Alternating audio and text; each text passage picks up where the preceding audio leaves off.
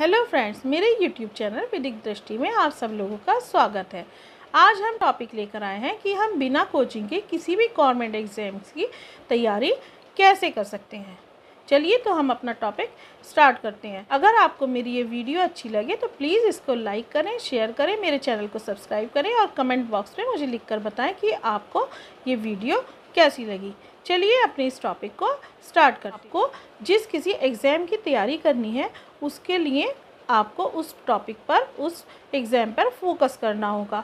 अगर आप ये सोचते हैं कि आप तैयारी करें और सारी तरह के बैंक का एग्ज़ाम भी दे लें, एसएससी का भी दे लें, रेलवे का भी दे लें और यूपीएससी का भी दे लें, जुडिशरी भी दे लें या और भी कोई भी एग्ज़ाम, तो ऐसा नहीं होता है। हर एग्ज़ाम का सिलेबस अलग होता है। कुछ चीज़ें सेम हो सकती हैं लेकिन मैक्सिमम चीज़ें अलग होंगी अगर आप उसके सिलेबस को पूरी तरह देखें। आप जिस एग्ज़ाम का फॉर्म भरें, आप अपना पूरा फोकस उस एक एग्ज़ाम पे लगा दें, जिससे कि आप कंसंट्रेट होकर उस एग्ज़ाम के लिए जो भी सिलेबस की ज़रूरत है उस सारे सिलेबस को शुरू से आखिर तक अच्छी तरह से पूरा कर लें। जब तक आप सिलेबस को 100% तैयार नहीं करेंगे तब तक एग्ज़ाम पास करना मुश्किल हो जाएगा।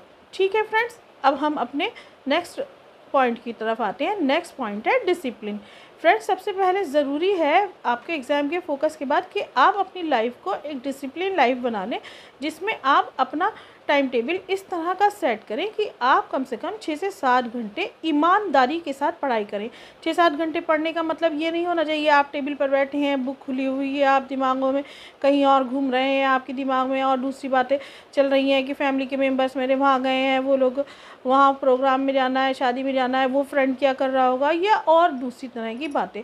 तो ईमानदारी से पढ़ाई करने का मतलब है कि जब आप अपनी स्टडी टेबल पे बैठे हैं, जब आपके सामने किताब रखी है, तो आपका दिल दिमाग पूरी तरह से उसी जगह पर मौजूद हो और अपनी पढ़ाई आप ईमानदारी के साथ कर रहे हों। इसके साथ ही फ्रेंड्स, आपके लिए एक और चीज़ बहुत ज़रूरी है और वो चीज़ है कि आज कल हिंदुस्तान के हालात जिस भी तरह के चल रहे हैं, कोई भी कंपटीशन, ज़्यादातर कंपटीशन देने वाले मध्यम दर्जे के परिवार से आते हैं, निम्न वर्ग के परिवार से आते हैं। तो उन लोग सभी की परिवारों में दिक्कतें होती हैं, परेशानी होती हैं। कुछ लोगों के साथ फाइनेंशियल प्रॉब्लम्स हैं, कुछ लोगों के साथ और दूसरी तरह की समस्याएं हैं।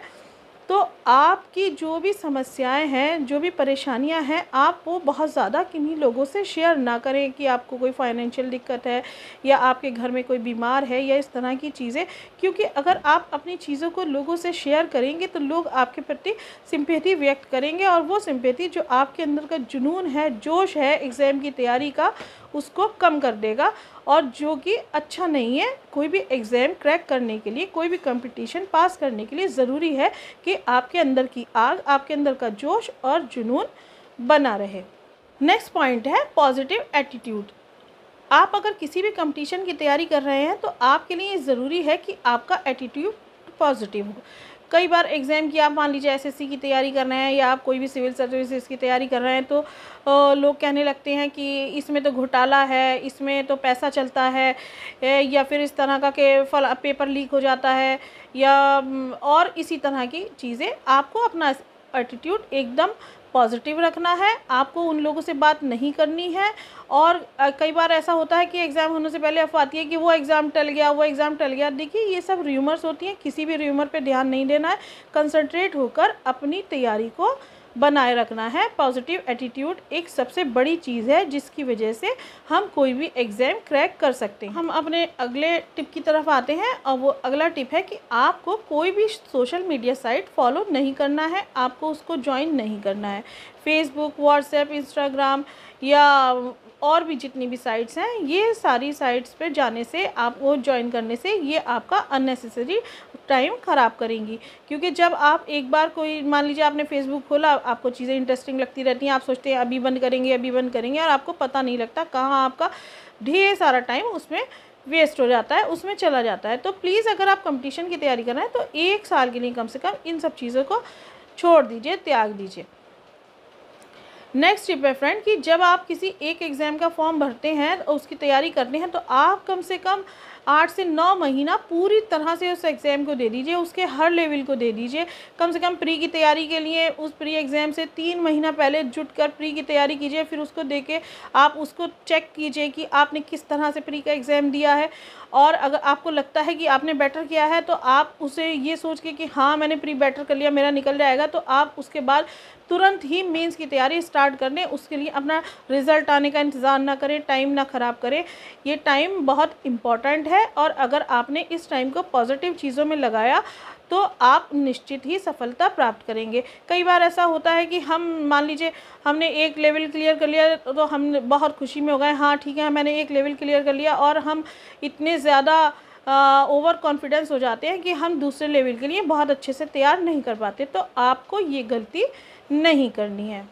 नेक्स्ट टिप है कि मान लीजिए हमें किसी सब्जेक्ट में किसी टॉपिक पर कोई प्रॉब्लम आती है और हमारे पास कोचिंग भी नहीं है, हम तैयारी कर रहे हैं, तो आप उस टॉपिक पर, उस सब्जेक्ट पर यूट्यूब पर वीडियो देख सकते हैं, फॉलो कर सकते हैं। लेकिन उसके लिए ये ज़रूरी है कि आप किसी पर्टिकुलर चैनल को ही देखें या पर्टिकुलर टीचर को ही देखें। अगर आप ढेर सारे चैनल्स को और टीचर्स को देखने लगेंगे तो वहाँ भी कन्फ्यूजन क्रिएट हो जाएगा, ठीक है। क्योंकि अगर आप वैसे भी अगर आप कोचिंग ज्वाइन करते हैं तो कोचिंग में आपको ढेर सारी फ़ीस देना पड़ेगी, ढेर सारा टाइम देना पड़ेगा। उसके बाद आपको लगेगा कि आप ये सब चीज़ें तो खुद भी अपने आप भी कर सकते थे। तो इस परेशानी से बचने के लिए मेरा ये कहना है कि कोचिंग की जगह आप अगर सेल्फ़ स्टडी को ज़्यादा महत्व देंगे तो आपकी तैयारी और ज़्यादा बेटर तरीके से कम वक्त में और कम खर्च करें हो सकती है। फ्रेंड्स, मैंने जो ये आपको टिप बताए, ये सारे ही टिप बहुत ही ज़रूरी हैं किसी भी कॉम्पिटिटर के लिए फॉलो करने के लिए। और अगर आप इन टिप्स को फॉलो करते हैं तो कोई डाउट नहीं है, 101% आप अपना एग्ज़ाम क्रैक ज़रूर करेंगे, आप ज़रूर सफलता हासिल करेंगे। प्लीज़ आप चैनल को सब्सक्राइब करें जिससे मैं आगे भी आपके लिए और अच्छी वीडियो ला सकूँ। Bye bye friends.